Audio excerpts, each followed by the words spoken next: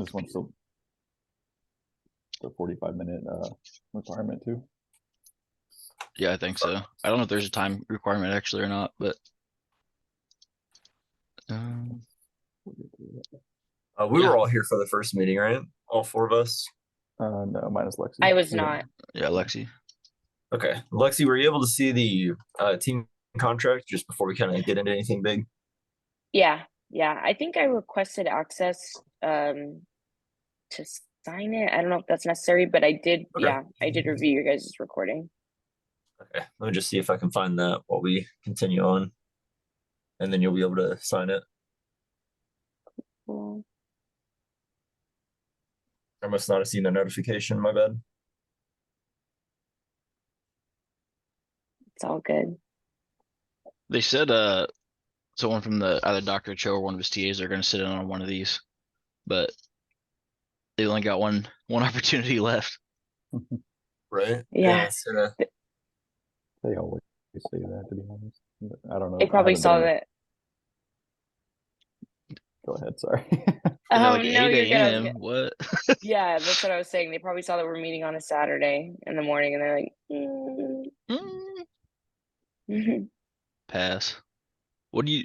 While he's Yeah. looking up at that, Lexi, what did you say? What you do for work? I don't think I have. Walter. So I work in client success for a HR company. Essentially, small to medium sized businesses can outsource payroll, benefits, HR, things of that sort. So I have like 160 clients out here in Austin. I actually relocated for my position. And yeah, Very work with cool. a lot of folks, talk a lot, which is why my vocal cords are a little shot. Yeah. Yeah. What do you do, John? I'm a unit deployment manager with the Air Force. I work at a Oh, Whiteman Air nice. Force Base in the middle of Missouri. Missouri. I live in Kansas City, but it's Mhm. about an hour commute to where I work. So How do they say it out there? Is it Missouri? Misery. Misery. Oh, really? No. Misery. No. Yeah, just say Missouri. Depends on how south you are, I guess. Oh, okay, fair enough. you should be able to edit now, Lexi. Okay, thank you. Sorry. Which one do you prefer? Is it Lexi? Yeah, I go by Lexi. Okay, sorry. I just saw the email and then just like didn't filter. You are totally fine. I do not mind. Cool. Some people get uppity about that. Not I. Cool. You're all good. I can put my preferred name.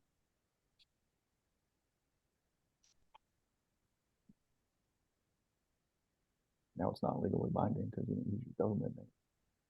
No, Yeah. Ooh. I like that. Loopholes. Yep. Loopholes.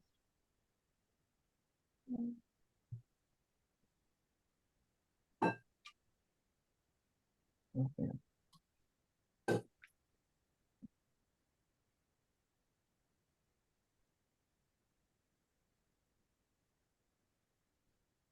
Yeah, my supervisor reached out to me, John, today or yesterday. He told me that I might be moving up to the section chief position again here shortly, or sooner than expected, but we'll see.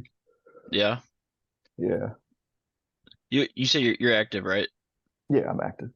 That's one thing I actually wrote about my section chief in a paper for last semester, but in the reserves, so he's in our position, right? But the unfortunate thing on our end is he doesn't have to go anywhere, you know. So he takes our position as a civilian, he's protected and all that fun stuff. But when you have a person who fills that role, and doesn't do a great job, then all of a sudden, you know, you've got an interesting position. So we're TFI, we have active duty with us. Some of these people come in, you know, they spend their 6 years, and then unfortunately their experience in the Air Force is working for one person. If they're not an effective leader, then you know they decide to get out. So yeah, we have a person right now who our section chief. There's a little bit of micromanagement problems. I'm pretty sure he might be bipolar without. You're never gonna hear Without this. diagnosing, yeah. Yeah, you know what I mean. It's like it's so weird, but like he's not going anywhere because who's gonna pay him $50 an hour, without a degree and Yeah. and then leadership they don't want to put him somewhere else because it's not gonna solve the problem. Yeah. Right. But yeah, for active duty, you guys move around a lot, and that's good. It gives you guys new experiences. No, not my career field. That's a No? pretty stationary career field. Are you PRP or Yeah, it would be if I was at an operational unit, but I'm not. oh, okay. But I did have PRP for my first 4.5 years. Wow. PRP's personal reliability program, guys. It's just a program that, like, for your job, say if you needed to be in the right state of mind, like all the time, like it's You have to just- Oh, report wow. medicine that you take, and yeah, it's like a precautionary thing. Like, Wait, if- how do you determine if you're in the right state of mind? Like, it's up to you or your peers around you can also notify and get you taken off PRPs. So yep. like say like one of my dogs died, which would be pretty sad for most people, and or a family member or whatever, just something that just is gonna bother you for the day or a couple days. yeah. And so like you can just be like, hey, I need we call it dropping PRP. Like, hey, I need to drop PRP for a couple days, which essentially like means you can't go do your job. Yeah, it's like mental health Right. And days. yeah, kind of in a way. Like you'll still come into into work, but for us, like we won't go do the actual primary mission objective, if you will. Yeah, we've got the B2 stealth bomber here at Whiteman. So a lot of people that work on that are on PRP, but unfortunately, once they get vetted through that process and they have their PRP, it makes it very hard for them to go elsewhere. So if like you're an engine troop or your PRP for the B2, you're less likely to PCS to a place that doesn't have that. Yeah. But hey, you guys, or you think we're ready to start? Yeah, sorry. Yeah. I think I don't know if we are limited to we have to do 45 minutes. For the record, we started at about 10:15. But so this week, discussion 2, the storytelling, the Blaises, BLAISES. I don't know. Is that a word? I don't know. I don't know. Blazes. Blazes. Your last name.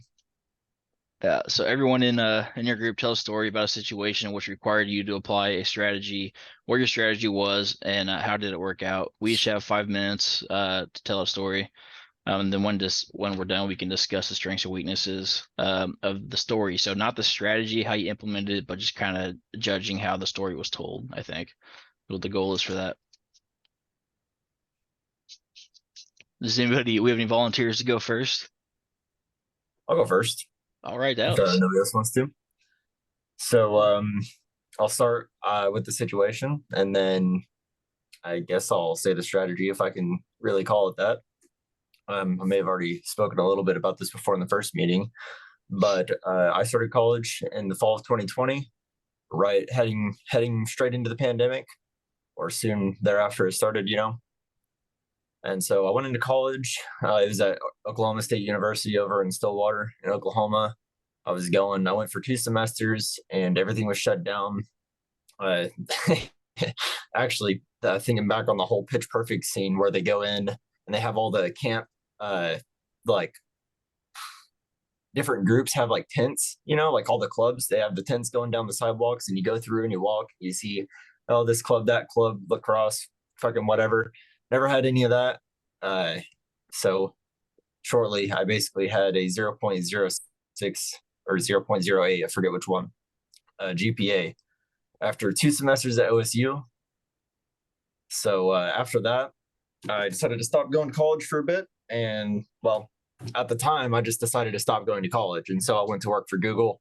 I was just doing logistics, manual labor, putting up really, really good numbers, legitimately over double the second highest popper, which is just, popping is just populating machines, just doing the work, plugging shit in. And so I had all of those great numbers and still ended up getting let go on technicalities that I had the plant manager fighting for me for first name basis and all that good stuff. Didn't matter. Still got fired. And so I decided that I needed to go back to school. But my kind of problem was up until this point that I've always been rather smart and good at test taking, but not good at like long-term commitment with grades and homework. And I think the reason is because with ADHD, homework doesn't provide any response to completing an objective, right? So like most other things in life, whenever you complete an objective, you get an instant response from that, whether it be like you passed or you failed, you know, something like that, something other than a bit of ink on a paper saying you got an A or a C. And so because of that, I think for ADHD people, it is probably harder to focus on just sitting down and getting it done. But honestly, if you want to talk about the strategy to changing, getting straight C's, D's, F's through grade school, high school, and my first couple of semesters of college. By the way, after getting let off of Google, I decided to go back to college. So I was in community college for 2 semesters where I got over a 3.5 GPA. And then that school didn't have software engineering available. So I switched to here. And this is my second semester here, I think. And I have a 4.0 GPA here, which is really good. So the strategy is legitimately for me, you just have to be in a state where the cost of changing your lifestyle is going to be less than the cost of being complacent and seeing where Jesus takes the wheel to, I guess, you know, but without helping yourself. So I guess it's not really a good analogy. Just sitting in the river and floating downstream versus maybe getting a fucking paddleboard so you can, you know, go a little faster, right? It sounds weird. I mean, maybe a lot of people won't take the message of you just have to want it, but legitimately, I think in order to change something that is true to the nature of yourself, you have to desperately need that change. You have to view it as I cannot survive living on this way if I keep going on this way. So that's how I thought, and that's what I changed. And now I do all my homework. That was my strategy. Sounds very effective. Well, congrats on your 4.0. That's pretty. I know you mentioned that last week, but that's Yeah, pretty awesome. thank you. I'm very proud of it. Yeah. I think it's a very, very hard thing to do, actually, especially for Yeah. knowing myself. I'm You gonna should close be my proud. door real quick. I think I got noises. Yeah, and to your point where you're saying you know, someone has to want it. It's like that old proverb. It's like you can lead a horse to water, but you can't make it drink. Exactly. Like it's Exactly. 100%. only a person can really make those changes for themselves. So Yeah. that's awesome. And we are the horse there. 100%. We are the horse. But that's awesome, man. I'm proud of you. Keep up the good work. Thank you. Well, I guess I can go second. Are we gonna discuss them at the end? I mean, I guess Probably. it probably Yeah. makes sense to Or- talk about the strategy after it, so it's fresh. Yeah, or it might be able to, or it might, the words are hard this morning. It might make more sense to talk about each story like right after it's told, right? Yeah. Because I think we You might can do either or. forget. But then Dallas, in your case, you know, I think that's just a strong strategy. Is probably, in my opinion, just the foundational strategy, if you will, is just buckling down and getting it done right. Just do it. Yep. So, I mean, it works. It's always worked. I mean, so that's all I can really say about that. Something from an anime, actually. Perseverance and dedication will never fail. Ever, ever, ever fail you. Ever. Which one's that from? That is from Naruto.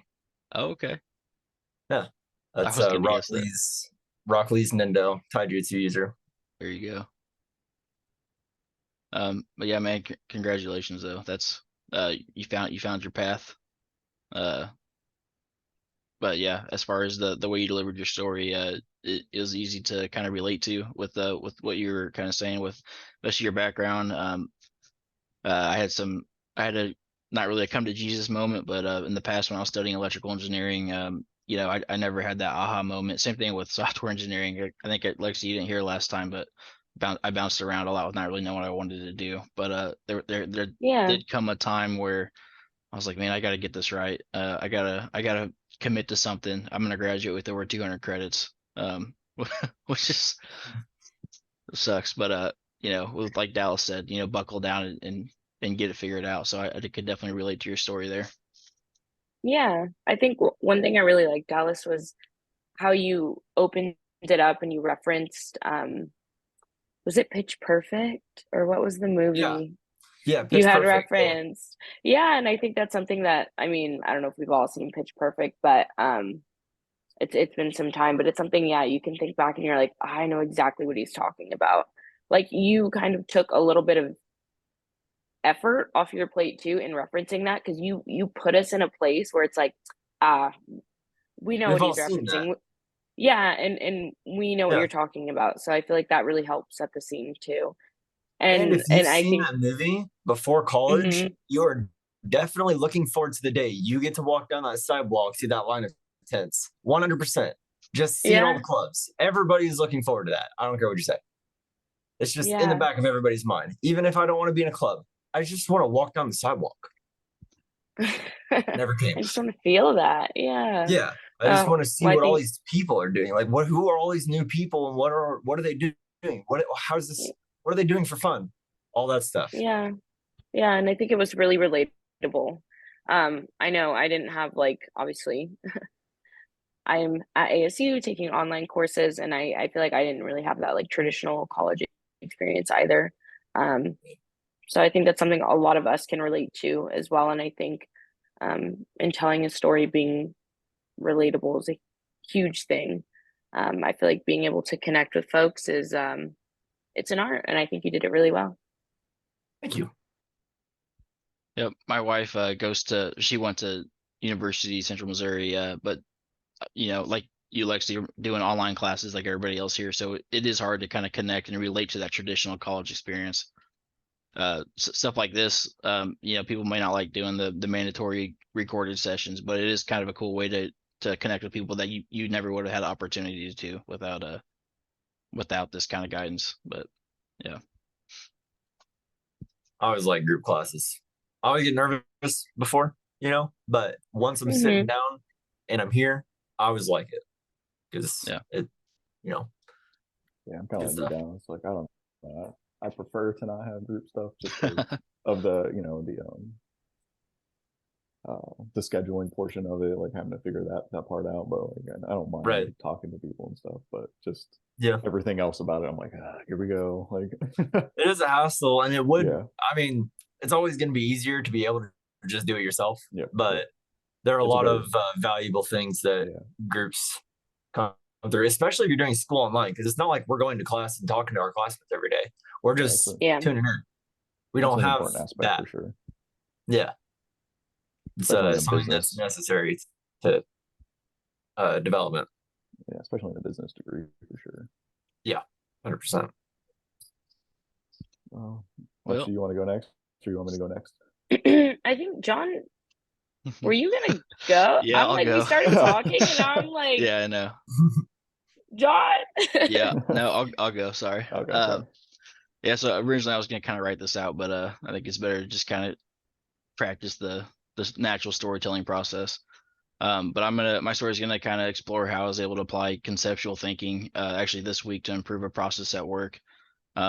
And this isn't a process that's going to be implemented quickly. I expect it to take a couple months.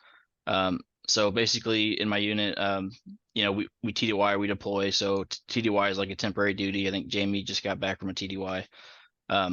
But for us, when we go, we take, 10 aircraft or whatever the package is, but then the amount of support equipment that has to go is kind of mind blowing. So we're going to go to Hawaii, sometime this summer, but it's going to involve over 56 increments, a C5, a C-17. So it's a huge footprint that we're required to take to support that mission. Basically, we have our ops will plan a TDY, and then on the maintenance side, a Projo will get appointed. So Projo is kind of the person who's kind of moving the pieces and try to, make sure things aren't forgotten and stuff like that. He attends the site survey. There's like a 42-page checklist that he fills out that lets people in the back shops know, like, if we have questions, I can go to this person and get my answers.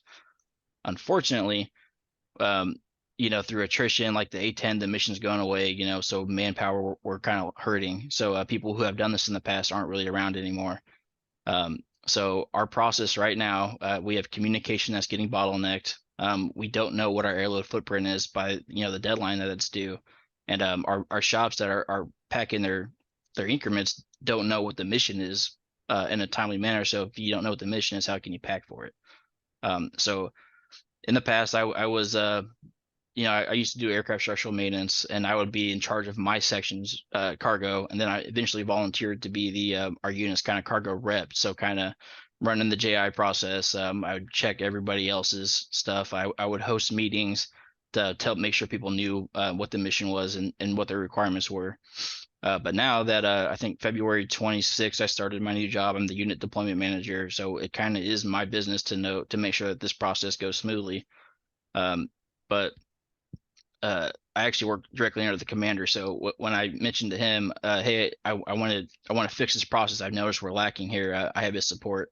So how did I use conceptual thinking to improve the process? And involved me observing leadership, using case studies, I guess. So I looked at previous after action reports, figured out what we were lacking, what we were missing, staying up to date on the industry. So to me, that just means like knowing the AFIs, knowing what the requirements are. And then discussing with the concept of the colleagues and finding a mentor. So I reached out to somebody who knows the process through and through. Him and I, on Wednesday this week, we formed a working group. So we're going to further develop, we're going to pretty much create a standard operating procedure for the way that our unit TDYs and deploys. So hopefully we can fix issues like for this trip we're coming up, a site survey checklist was never done. So we had 6 individuals who went out to Hawaii, don't know what they did for a week, but they didn't do a site survey checklist. So now we've got people that are packing, like I had a suspense for them to have everything done this last Tuesday. And then they were like, hey, what are we doing out there? Like, what munitions are we dropping? What, what's the time frame? Like that stuff was never, I guess they were never told. So I was like, oh wow, so this is definitely something that we need to fix. We can be the best at doing our mission once we get somewhere, but if we can't get out of the door, it doesn't mean a thing. So that's the process that I'm going to try and improve. Critical thinking or conceptual thinking has been helpful for kind of seeing the big picture. So hopefully going forward, we're able to actually have a good product that we can rely on. I don't know if that was 5 minutes. I feel like that was, but. So my initial thought hearing the story is just that, like, right off the bat, some sort of breaking communication or other like alteration to the fundamental workings of how a company or organization works is a gigantic problem. Giant, like big red stop sign of a problem to me. I'm in love with fundamentals as well with anything I do. Like even now, even doing my homework and my work on my computer, and I'm on my computer a lot, I will still go out and practice typing just because I believe fundamentals to be some of the most important things that we do and also some of the most overlooked things that we do. And so I say that to say I really like how you started addressing the problem and saying, okay, we have some sort of break in our line of communications. Our SOP isn't clear. We need to fix this. Like, this is a huge fucking problem. We're going to something's going to happen. And especially whenever you're talking about dropping munitions to some sort of deployment zone, that's could potentially be somebody's life on the line for somebody else fucking up and not knowing the mission. I don't know the specificity of or the details of the mission, but I assume if you're dropping munitions, there's probably a chance that somebody's going to have to fire a gun, right? So that's like a really, really important thing. And I really commend you for going to fundamentals because it's not easy to see the real root problem whenever you're looking at this sort of thing, right? That's why people go on about finding the real root problem so much. because it's so hard to do, and people don't tend to dive that deep. So I commend you for going into communications, because that is one of the most fundamental cornerstones of businesses and organizations and how they work. That's why you have such a clear chain of command in the military, because it needs to be clear. Yep. And then when processes aren't written out, it's easy to deviate, and that's when you got issues like this. And we got practice munitions and stuff, so it's not like that. The problem for us, right, is airlift gets bidded quarterly, which is something that not everybody knows about. So for us, like, if we have to submit like our hazards and what we're taking, things like that. But if increment monitors don't declare what those are by the time it's due, then we kind of break that suspense. And then that's very costly. Now you're pulling last minute favors and stuff. So it's not a good look for the unit. And that's how shit messes up too. Yeah. That's how problems happen, and that's how somebody doesn't have ammunition for their gun or something like that. Like, worst case scenario, somebody could die from a miscommunication with the military. I mean, it can happen with other companies too, but it's much more likely, I would assume, for it to be happening in the military. So you have to solve those fundamental problems, especially communication problems. Yep. Yeah, I can agree more. So we're trying to hopefully we get a product, like I said, that comes out maybe in a couple months that we can use going forward. But for this trip, it's too late for that. We've already hit our deadlines. Oh, it is also really powerful to understand that whenever you don't have a clear-cut SOP, people will do what they think is best. People like to know things, right? They like to have the answer for somebody else. So they're going to be, oh, I've done it this way for da-da-da-da-da. And however much longer of an amount of time you let that become, the harder it is to get people to shut up and look color, basically. Right. It's like, no, this is the way we got to do it. So. Yeah, I think, John, you brought up another good point about the attrition rates in the military. Like, communication is one thing that I've learned can almost always be better in businesses and in leadership and stuff like that. But attrition rate could probably also be a root problem, because, like you said, you had this process in place, and because of attrition, you're losing a lot of that experience of the people that knew how to do it and how to, and all that stuff in the back in the day. So now you're moving forward without those individuals to lean on.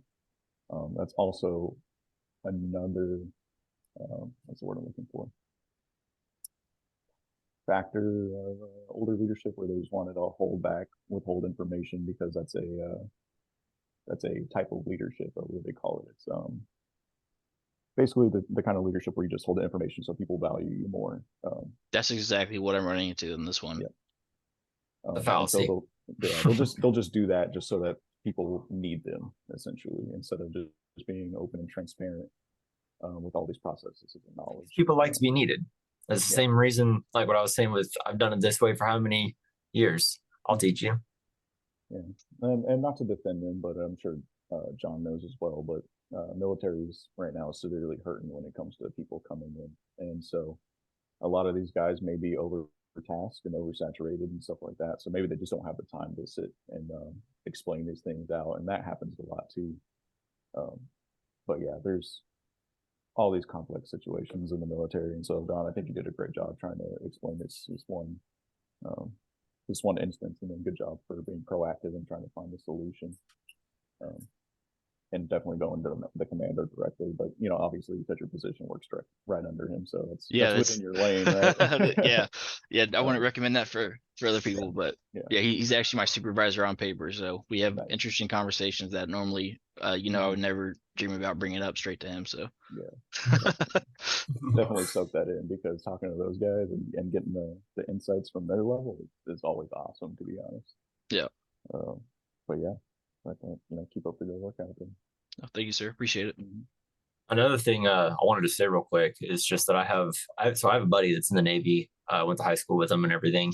And so right now, what's happening with his leadership, he's in like the software side, so he does servers, stuff like that. And so he's been running these servers by himself for a while now, like multiple months. And so he just got some new, I don't know if it's like new management policy or new managers themselves, or somebody up above them told him that something had to change, but basically can't work right now. Like his management has crippled his ability to do stuff. He can't complete work now. And so and he said that can be a pretty prevalent problem in the military. So I don't know if you guys have seen anything like that, but it doesn't sound like you are causing any of that stuff. So that's good, obviously. And I don't know, it was just something interesting that my buddy told me about, and that seems to happen, and definitely not just in the military. It happens lots and lots of places where you'll have managers just kind of choke out the process of how you're going to do things, and they can't decide on something new, or they can't decide on what you should do, and so things stop. So definitely something to keep in your brain. To your point, Dallas, the military, like everyone thinks the military, but the military is just a giant. Like when you look at the structure of it, it's just a corporation. Right. So when it comes to processes or trying to get jobs done, there is a lot more bureaucratic, I won't say nonsense, but there is a lot of stuff behind the scenes that goes on before you can even say, hey, I can turn this wrench right here, right now, or I can do this at this time and day. And so that's probably something he's facing. I don't know what rank he is, but maybe he just hasn't gotten that foresight yet, or that level, that 10,000-foot view, as we call it in the military. Yeah, I think it's E5 or E6. Okay, so he's about to be E6. Yeah, and then so there's probably something that at his level he's seen in his career where he's just over it, and it's just one of those things that you find a way through or around. And John mentioned the AFIs, and so it's probably the same thing over there in the Navy, but those are directions and those are written laws. So if it says you can't, or there's something in there that's stopping him, then he has someone in front of him to get through that. I'll say that. Right. And the thing that pisses him off the most is the longer they make him wait to get back to maintaining his servers, the more he's going to have to unfuck it before he can just maintain it, and it'd be easy. Yeah. And so he's talking to me, yelling every day. Man, when is people let me work on my damn server again? What the fuck? Like Jamie said, the politics is alive and well in the military, and like my biggest worry about implementing this SOP is not to offend the person on this trip, the people that are going in that they think they're doing a good job planning this exercise, but man, hey, we have this new standard operating procedure to how we plan TDYs, not because you did a terrible job, but it's gonna make us better going forward. But yeah, it's kind of like walking on eggshells, and just it has to be pitched correctly, and it has to be done in a way that doesn't hurt feelings, I think, because that's the goal there. Yeah, and I think that was very well said. That was the first thing that came to my mind is, you don't want to hurt feelings. You feel like you're walking on eggshells, but like, how do you position it? And I feel like that is huge. The way you approach things, and maybe you just approach it like it's a casual conversation, like you're just coming to them as a friend, and hey, I have this thought. You know what I mean? Especially if you're working with like really like abrasive personalities, folks that maybe aren't so open to taking suggestions from you.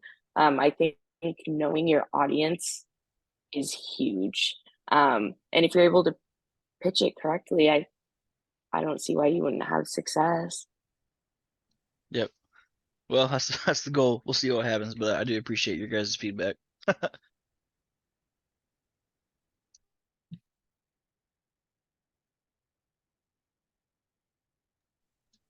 I guess I can go if you want to go last, Lefty. So I wrote about an experience. There was something at work kind of similar to John's, but no, I wrote that for this last assignment, so I'll just go with the initial. It was like John. I was originally taking electrical engineering, and so I had done a couple classes, like the intro to engineering, the real simple things. And then I was getting to the first math class, and first math class was college algebra, which on paper doesn't sound too hard, right? I mean, everyone has to take algebra. I took it in college, or not college, in high school, and didn't have too many issues with it. But as you guys know, it's, those problems can be rather time consuming. And if you guys have taken this class online, then you guys are familiar with the ALEKS system. And so the system is designed for you to just essentially practice and practice and practice until you get it right. Yep. And so being in the military, active duty, I have a normal job, 9 to 5, if you will, Monday through Friday. So I really only have, a few hours after work to divvy up between, going to the gym, eating dinner, taking care of myself, XYZ, right? And this class, because of this system, was making me stay up to 11 o'clock midnight, sometimes 1 in the morning every night, just to stay on target with my pace, right? You have a goal of modules you have to go through every week. And sometimes I only going through like 3 modules, but because of the length of the problems, that's how long it would take me. And so the root of that is because if you missed a question, then you would go back a question. And so if you had to do like 5 and say you got 3 right, but you missed the third one, you go back to 2. And so it's just super time consuming, super annoying. And it really like pushed me to the limit of like my educational bandwidth of like what I could output in a period of time. And it's just unfortunate because I actually enjoy doing math, but I can't, do that, sustain that, if you will. And so I decided to give up on that. And so I'm in this degree now. And anyways, to get through that class, to my point, the strategy was, like Dallas said, perseverance. You just do it because you have to. Time management, just realizing that, giving it everything you can. Like I was doing school at work in between teaching classes on my breaks, on my lunches, like anytime I could just jump on and like try to knock out a problem or two, like I was doing that just to try to save myself some time on the back end. And let me pull the paper real quick. There's one more topic. Oh, and then just commitment, just being committed to the cause, but that kind of falls under perseverance. Like anyone in college, they're committed to, getting that degree, and that's really what it was for me. If it wasn't going to be electrical engineering, I was going to get a degree, and that's kind of really what it boiled down to for me. That's pretty much it. If that was 5 minutes, probably not. But. No, like, man, it sounds like we all had kind of a similar process with that, or struggles. Like when I first thought I wanted to do electrical engineering, like out of high school, I never had to like study too much. Like, I mean, high school wasn't terribly difficult. Then went to my first for me, electrical engineering started at pre-calc, so like I never had the college algebra. Also never took trig in high school, so calculus is a function of pretty much algebra and trig. So I got rocked in that class. I was like, oh my goodness. I'm gonna take a step back, and then I went to community college and I took trig there. And then I re-attacked pre-calc, and then got into it. And that was at a community college. And then when I went to the University of Missouri, Kansas City, they didn't start at pre-calc, they started at calc 1. So now I'm in calc 1 again, got rocked. Pause. Okay, what am I doing wrong here? Like, you know what I mean? Like you said, persevere. But unfortunately for me, I made it through the calc 1, calc 2, calc 3, physics 1, physics 2. I made it through all that stuff just to find out that I wasn't in love with electrical engineering. So I got like my Circus 1 done, I got logic design done, and I was just like, my buddy already graduated and was like telling me what his job was, and I was like, it just doesn't really sound super interesting to me. So then pause, had to do some like self-searching and whatever, and like 5 years later, It's funny that you mentioned that, like your buddy, because I have a buddy that is also an engineer now. And when I told him I was going to start that course, he was just like, it's more just like a giant like initiation to get into the cool kids club, if you will. Like he's like, most of the stuff I learned, like I don't really apply day to day. And so with my job, it has an electrical background and stuff like that. And he's like, we could hire you at my firm right now with your experience as it is. And so really it's just them gatekeeping the STEM degree, it's interesting to say, but you think engineers today are using Laplace and like writing down no, they're not. They got a calculator for it. So I don't know about electrical engineering, but I know with software engineering jobs, like, dude, you don't even have to remember all the crap from college because there's such a wide array of software and languages that you have the possibility of using. You're going to go find a job. Okay, I want to go work for Google. Okay, Google uses Java, JavaScript, HTML, and C++. Go learn them. Yep. All right, I'm gonna go learn these 4 languages, and then whenever I know them, I'm gonna come over here, and then they'll test me in the interview. And if I'm good enough, they're gonna hire me. If I'm not, goodbye. That's just how it is. Like, you're just gonna have to see the point of the college for the software engineering is learning how to learning how to be able to get the information that you don't know, basically. That's a fair But point. another thing I wanted to say: if I'm ever on a board of directors or some sort, by the way, I swear Alex is going away. Alex is like Alex is like a video game that will just brutally punish you for all your failures, but never reward you for any successes ever. Yeah, it's like it's like trying to do homework, the ADHD and homework problem, where you don't get any satisfaction because you don't get any immediate return. It's like that times about 30,000, because you just get like beaten across the head with a stick anytime you get a question wrong, and you gotta like it literally adds a question on your count. So like you said, if you had 3 questions to do initially, I have to get 2 right in a row to pass. If I miss the second one, I have to get 2 more right in a row. If I miss the final one, I have to get 2 more right in a row. Yeah. And now I'm looking at 4 questions for one topic, and it's bullshit. And I hate it. It's brutal for sure. Yeah. Especially with like calculus and stuff like that. I fucking hate it. If I'm on a board of directors, Alex is going away forever. I swear. Yeah. I filled out like a whole notebook of just problems because it's just writing them out, like I had to. Yeah. Yeah.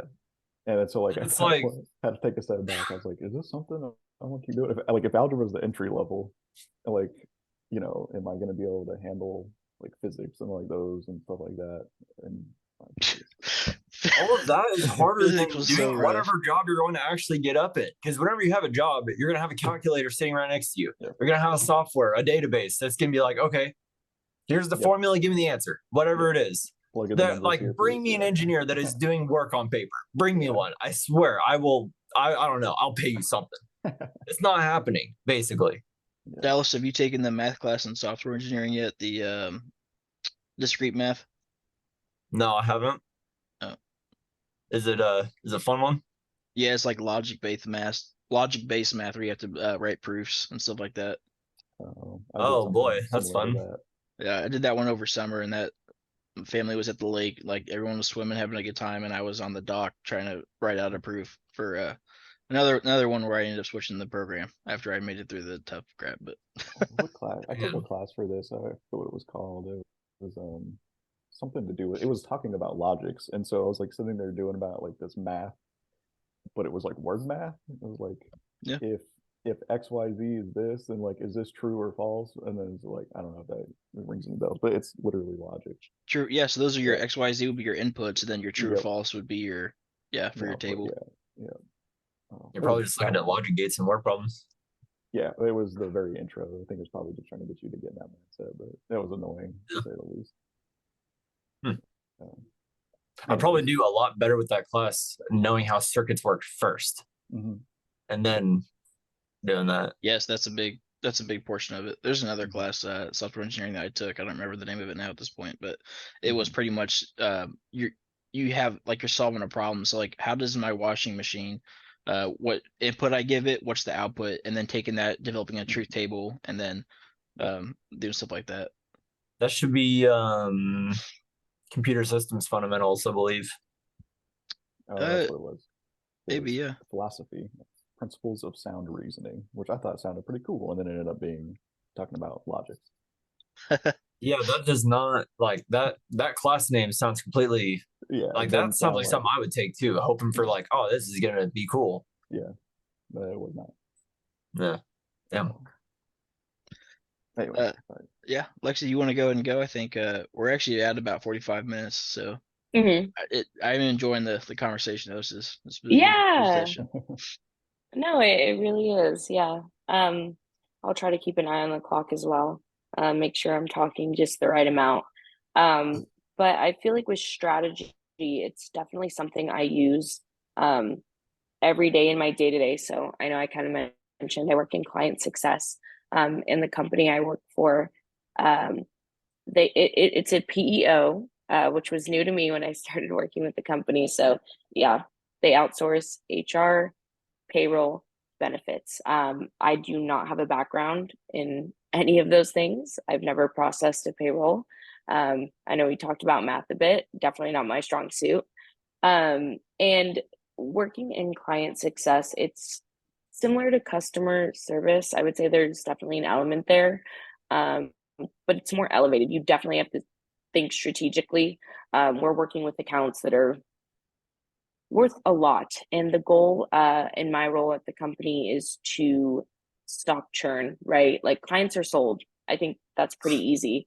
As a salesperson, folks come to you because they have a problem, and salespeople, what do? They fix that problem. And I think after the sale, the relationship can be a bit tricky because people work with you every day and they forget, like, why are we paying you this much money to do this? And every day I have to remind clients why they're paying us several $1,000s a year for our services.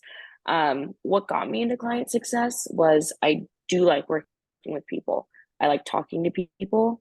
I don't like sales, which I will say client success is more soft sales. I kind of realize every day I'm like, I am a salesperson essentially, but it's sneaky sales. So something I'm dealing with currently is one of my clients, they got a new decision maker. They have a new CEO. So he was not originally sold on our services, and now he's like, why are you important? Like, why are we paying you? You know, because what they do, they come in, they look at the numbers and they're like, whoa, we're paying Next Step how much to do what? Like, we could definitely hire someone else to do that. And what I need to do is get in front of this individual and see, like, what's important to you, because we do a lot of different things, and I could sit there and get in front of him and list them all out, but it's going to be like right over his head, right? So I think a big thing for me is finding out what's important to these folks and then leaning into it. And I think the power of storytelling is huge. And I'd say what one of my strategies is currently is letting people tell their story. I feel like with sales, you know, you can get real chatty and you can do all the bells and whistles and woo people, but it's like giving people the space to tell their story and kind of speak on what's important to them is huge, because I know nothing about these folks.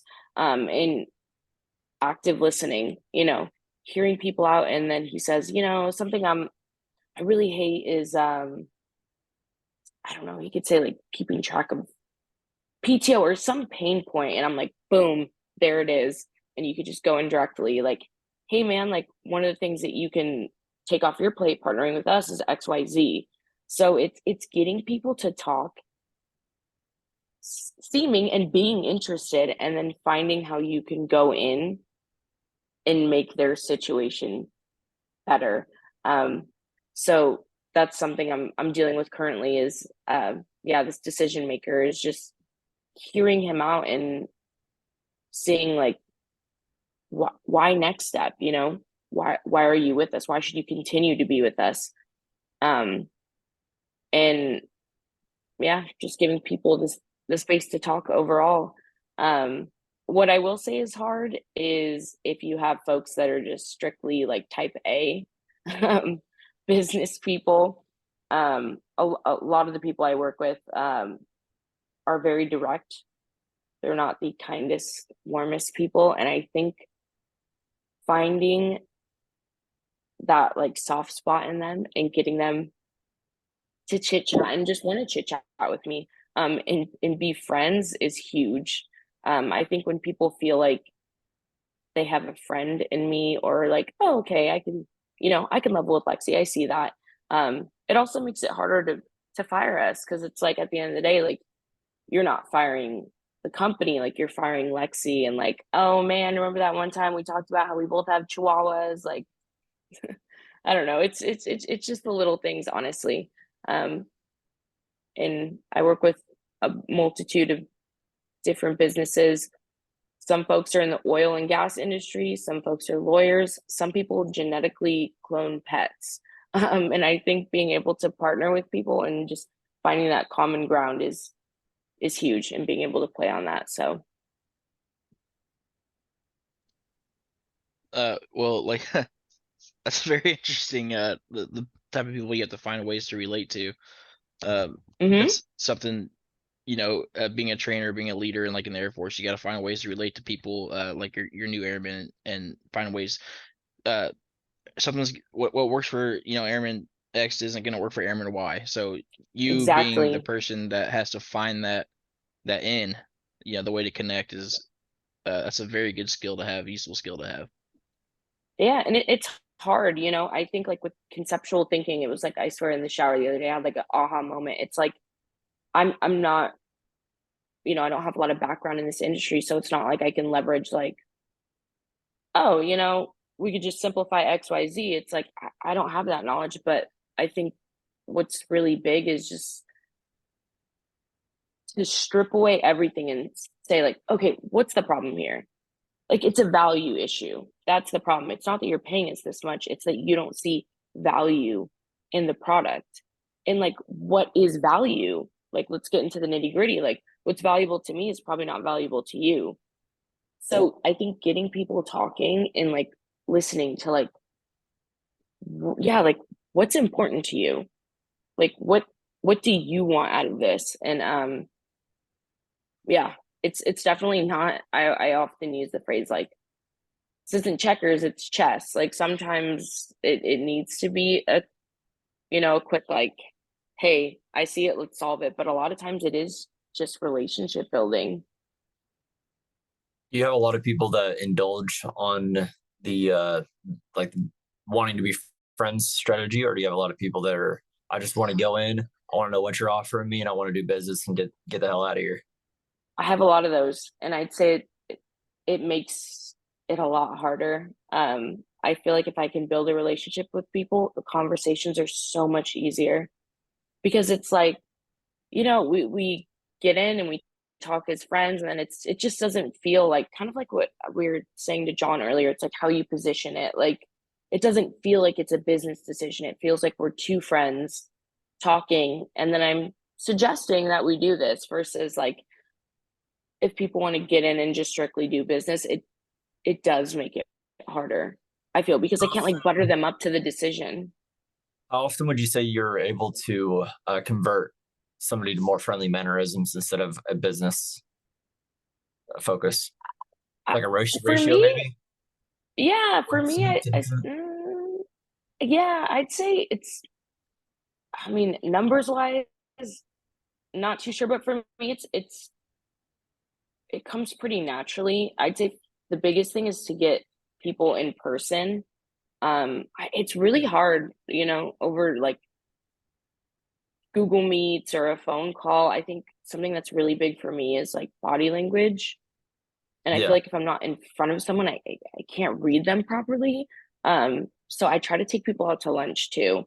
I think that really sets the tone of like, hey, we're just two folks getting a bite to eat and we're just talking about business, and people have a drink, and I feel like they can like relax a bit more, Yeah, one you drink know? with a business person, man, that'll get you a long way for Oh, sure.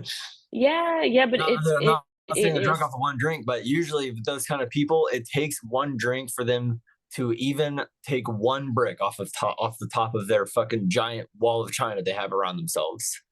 Yeah, it That's is how you hard. start talking. And I think these decision makers, like, that's what they do. They are literally like ABC every day. Like that's what they do. So like they don't have time for like the fluff, you know, And they like don't just sitting want it, down, frankly. having no. And I think that's huge, is like to kind of not get people out of their element, but just get them to a place where they can let their guard down. Um and just kind of relax. And I think it's just kind of is on me to set that scene and like find like what makes you comfortable, like what do you like what do you, and then once I find just a little bit like just a little common ground, it's just I really got to dig into that and lean into it. Yeah. Yeah. Lexi, And I not think to the in person, sorry, go ahead. you go, man. You're good. I think the in person thing is also really important too. not to say that I believe this way, but I believe the majority of the online world believes this way. Whenever you're on a screen, you're effectively not a person anymore, just because we've been so desensitized Yeah. to it. You're another person on the screen. I don't know you. I don't care about you. You have information for me. I may have information I need to give you. Who cares? And then we go about our day. And then I'm back in my own life. There's like, you have no impact on my life from across a screen like that. Majority of the time, right? And so I think I like to do a lot of stuff in person. Anything I can, if I can do it in person, I probably want to do it in person. And it's for that reason. So I just wanted to say, yeah, the in-person thing I think is really important too, especially with the direction the society is moving. Yeah, and not to build off what Dallas said, but finding that way to connect to people, buying them a drink. I once upon a time I thought I wanted to work as a supervisor at the Honeywell National Security Campus plant in Kansas City, and the director of manufacturing for one of the departments actually met up. He asked to meet, so I was like, hey, we went to like it was like a bar / restaurant place, right? But he was like, hey, I'm gonna find us a place that's halfway, and he pinged it. Once he figured out where I live, so we went there. After like 2 drinks, we were talking about just all kinds of stuff. And at the end of that drink, that conversation, he was like, hey, I'm gonna be honest with you, John. My house is right over there. He was I found a halfway point, but he's like, I'm walking home. Like, but it after the power of conversation, that's probably not something he wanted to admit, but he felt like we had become friends after that whatever hour and a half deal. So then we had that intimacy, I guess, kind of developed. But people will reveal a lot if yes. they feel like they can trust you. Yep. A lot. Yeah, People will exactly. incriminate themselves. People will be embarrass themselves, admit things that they shouldn't, all because they think that they have a friend in you. Yep. Exactly. They can trust you. Yeah. And it's big. I mean, thing. yeah, in business it's huge because, if you can get in, it's people start to talk and then they tell you like their plans, like, hey, like this is where the business is going in a few years, and we're looking to make these changes, and it allows you to get ahead of it. A big thing with us is like, with my company is like we get blindsided, like people get acquired, businesses merge and things of that sort. And if we're not having these casual conversations, like it's not going to come up. Like that's just so random. Like why would they reach out to me and be like, hey, Lexi, by the way, like we're going to get acquired by this like 600-man group. Like that's just not going to come up unless we're constantly having conversation. And then it's like, oh, hey, you're looking to make this big change. Like how can we prepare for that? Right. And if we're not having these conversations, we don't know. So yeah. And the most ideal situation is having what the client needs before they ask for it. exactly. And you can't do that without having those conversations either. Yeah. So and it's hard. puts you ahead. Well, guys, I think we're at past the time. Jamie, do you got anything else, man? One point that I wanted to point out was that Lexi talked about was they're finding their why. John, I'm sure you can relate, is you have leaders that don't necessarily come out clearly and say what it is that they want, and you just have to sit there and interpret it. So I think that's a very important piece to take away from Lexi's experience, is just digging in and trying to figure out exactly what they want, so that way you can give them what they want. Because no one likes playing the guessing game when it comes to a task, and it's just the personal aspects, finding out exactly, and then being able to identify it is also very important. So good job. But that's just what I wanted to bring up. Yeah, and I don't know about you two, John and Jamie, but I've got just about the most stereotypical man mind you can think of. So unless you tell me what's wrong, I'm probably not going to care, much less even know. And so listening to the way Lexi navigates her clients brings a lot of advantages that I simply don't know how to do yet. I'm still learning too. Because like for us, we just want you to tell us what's wrong. so we can fix it, and then we can all move on with our life, right? I That's like need the you to tell classic me what's argument. wrong. Right. I Yeah, need it's you to like the tell me classic what's wrong so I argument can between fix man and it. woman. Yeah. Yeah, but it's like both of those skills are necessary. Yes, you should be able to convey your problems clearly, but yes, you should also be able to interpret problems based on the possibility that the other person can't or won't divulge the information you need. Yeah, absolutely. And just breaking down It's, complex problems because I yeah, think yeah, it things can happens. seem, like hard to tackle. Like this isn't scalable, but it's like, hey, let's just get down to like, let's get down. Like if we just took away all the, Yeah. shit And then, you well, said, the other like thing what's the is, sorry, I the didn't mean root? to cut you off. No, you're good. You're good, friend. The other thing is the mindset, like the stereotypical man mind. Okay, I'm just going to tell you the problem, and we can fix it, and we can move on. That also only works if both people are willing to do it from start to finish consistently, which is actually the lowest case scenario of what you're going to get. Most of the time, you're going to get your scenario, not my ideal scenario. We want to live in a perfect world. You live in the real world with this scenario. People don't operate the way you want them to. So you have to be able to make that adaptability.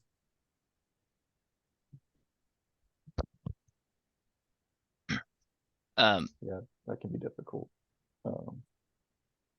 To your point, is if you have two people trying to solve a problem, or if you're the type A trying to have someone solve a problem for you, you kind of have to take that part of the equation out as how you see it, because unless you're trying to do the work, you kind of have to trust whatever solution that they're going to come to you with.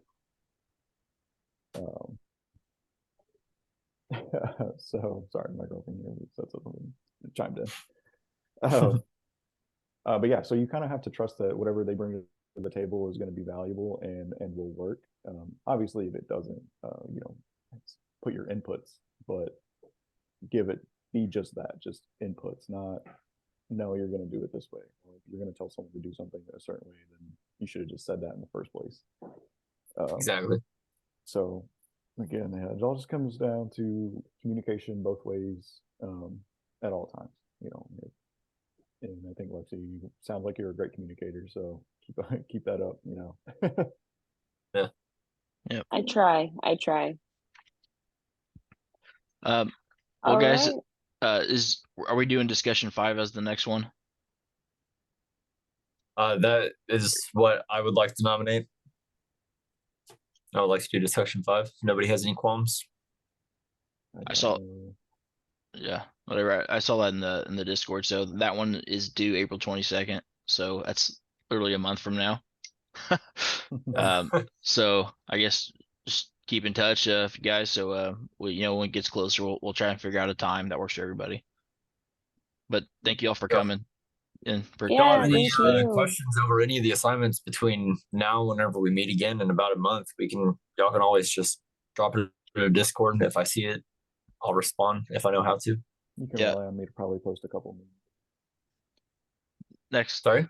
I said you can rely on me to post a couple memes in the Discord at some point, I'm sure. All right. I'll look forward to that. Next week's assignment looks kind of rough, but we'll see how it goes. Yeah. All right, y'all. All right. Take care. Take care, guys. Have Have a great a weekend. good one. All right, Y'all have a good day.